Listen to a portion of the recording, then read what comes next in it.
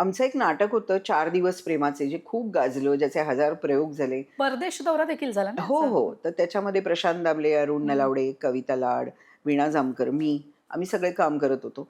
पण अशाच खूप प्रयोगांमधला एका प्रयोगात असं झालं होतं, की त्याच्यामध्ये ना आमच्या नाटकामध्ये सगळ्यात शेवटचा प्रसंग अतिशय भावनाविवश असा असा होता. हं, हं.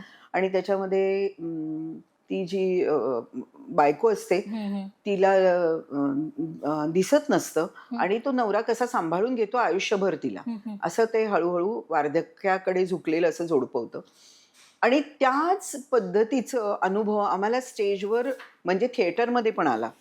म्हणजे त्या प्रयोगाला एक जोडपं असं आलं होतं, ज्याच्यामध्ये बायकोला चालता येणं शक्य नव्हतं. त्यामुळे त्यांनी ती व्हीलचेअर विंगमध्ये आणून ठेवली होती.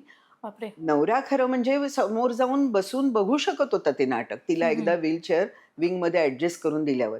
पण नाही, त्यांनी संपूर्ण नाटक बायकोबरोबर ते विंगमधूनच पाहिलं. वॉव! ते पाहिल्यावर म्हणजे आम्हाला सगळ्यांनाच खूप भरून आलं होतं, की असं वाटलं, की जे आम्ही स्टेजवर दाखवतोय तेच आत घडतंय.